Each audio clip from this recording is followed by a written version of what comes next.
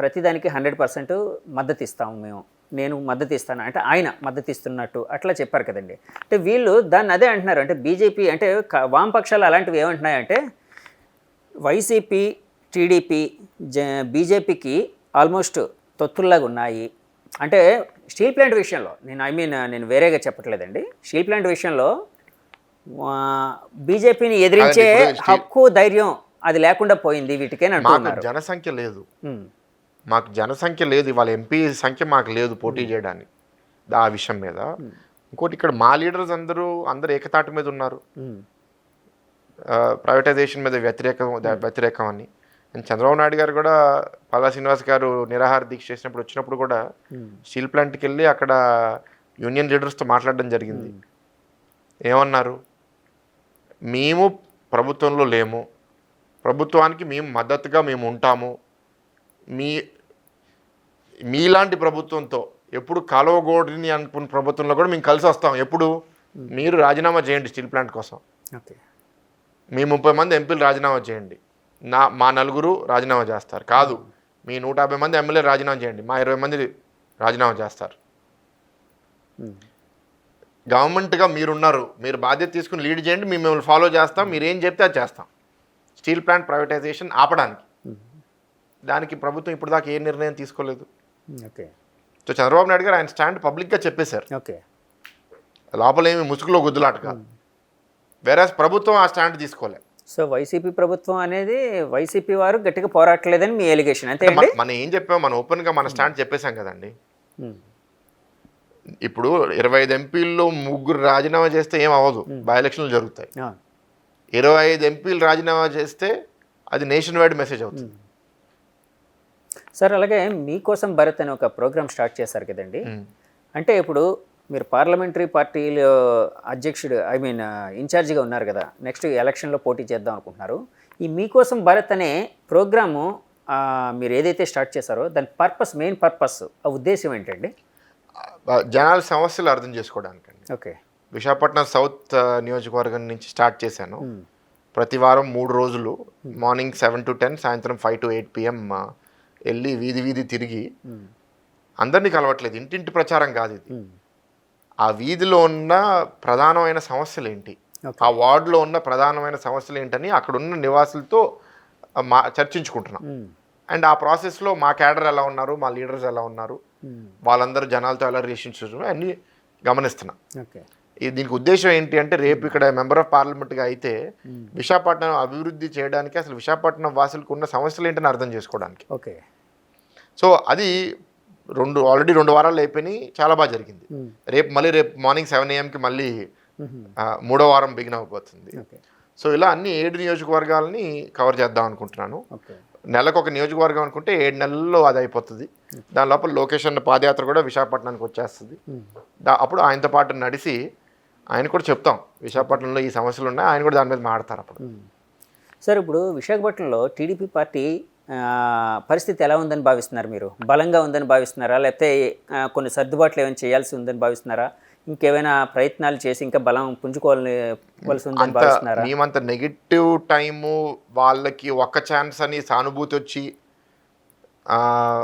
వాళ్ళకి అన్ని సీట్లు వచ్చినా సరే మేము ఇప్పుడు 4 గెలిచాం. అప్పుడు 2019లో అప్పుడే 4 గెలిస్తే ఇప్పుడు అన్ని 7 గెలుస్తాం.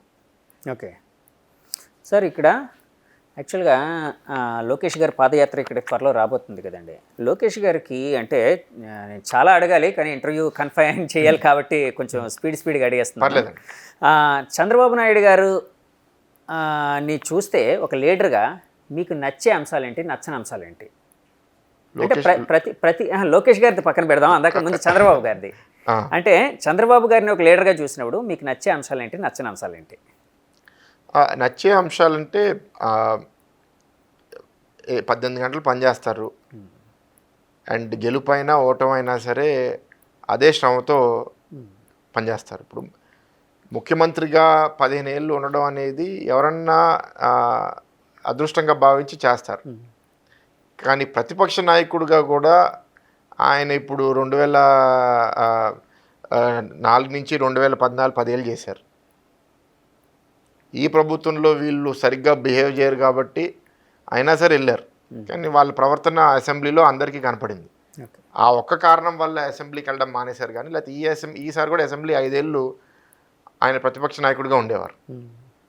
సో విక్టరీ ఆర్ లాస్ మనం జనాల కోసం పనిచేయాలనేది చేస్తారు. 3, ఆయన నాకు ఈ పూటకి లేకపోతే ఈ సంవత్సరానికి లేకపోతే ఈ ఎలక్షన్స్కే మంచి ఏంటి అని ఆలోచించకుండా భావితరాల కోసం మనం ఎలాంటి నిర్ణయాలు తీసుకుంటే మన ప్రజలు మన ప్రాంతం అభివృద్ధి చెందుతాం అలాంటి హిస్టారికల్ డిసిషన్స్ తీసుకుంటారు. ఆయన ఆ నిర్ణయాల వల్లే గతంలో ఆయన ఉమ్మడి రాష్ట్రంలో చేసుకున్న నిర్ణయాల వల్ల ఇప్పుడు ప్రపంచవ్యాప్తంగా తెలుగువారు చాలా అభివృద్ధి చెందారు. ఐటీ పరిశ్రమల్లో మిగతా అన్ని పరిశ్రమల్లో. అండ్ మీరు ఇందాక అన్నాను క్షమాగుణం ఉంది, అందరినీ క్షమించగలుగుతారు. అది మీకు నచ్చే అంశమా నచ్చని అంశమా? అది దాంట్లో పాజిటివ్ నెగిటివ్ ఉంది. క్షమాగుణం చాలా మంది నాయకులు అంటూ ఉంటారు చంద్రబాబు గారు మరీ మెతగ్గా వ్యవహరిస్తున్నారు, ఆయన కొంచెం గట్టిగా ఉంటే బాగుండు. మీరు వీక్నెసెస్ కూడా అదే అవును అడిగారు ఆయనలో చెప్పమని. ఆయనలో ఇంకా కొంచెం ఎక్కువ చూడగలిగింది మీరు అన్నది ఏంటంటే, ఒకటి కొంత మరీ యదవుల్ని క్షమించకూడదు అనేది నా కోరిక.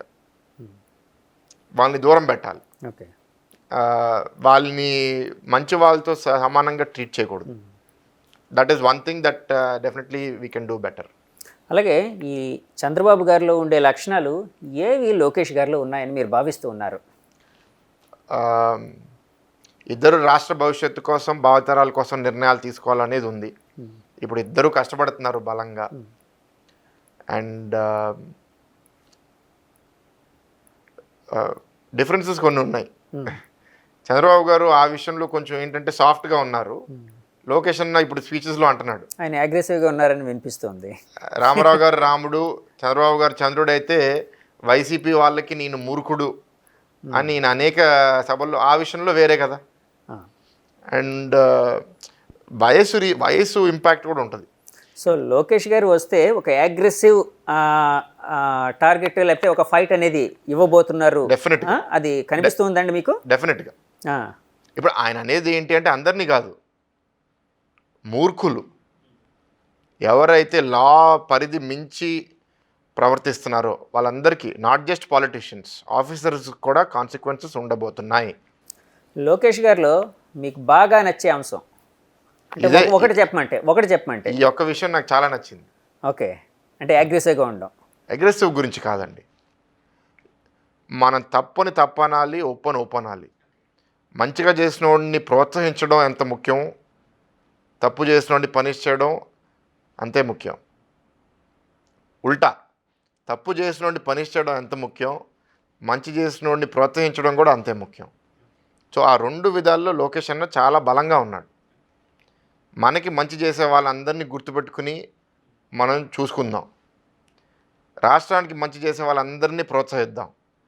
ఇలా లాకి విరుద్ధంగా వైసీపీకి తొత్తులుగా పనిచేసే ఆఫీసర్స్ని, వైసీపీలో మూర్ఖులుగా పనిచేసే నాయకులందరినీ లీగల్గా వాళ్ళు ఎక్కడెక్కడ తప్పులు చేశారో అక్కడ పట్టుకుని వాళ్ళందరికీ తగిన శిక్ష ఇచ్చేటట్టు చేస్తాం. ఇప్పుడు చంద్రబాబు గారు గవర్నమెంట్ నెక్స్ట్ రాబోతుందని మీరు అంటున్నారు కదండి, లోకేష్ గారు పోషించబోయే కీలకమైన భూమిక ఏదని భావిస్తున్నారు మీరు? అంటే మీకు ఇప్పుడు ఆయన లక్ష్యం ఏంటంటే, ఫస్ట్ మంగళగిరిలో ఓడిపోయారు, మంగళగిరిలో భారీ మెజారిటీతో గెలుస్తారు. దాని తర్వాత ఏంటనేది అప్పుడు చూస్తాం.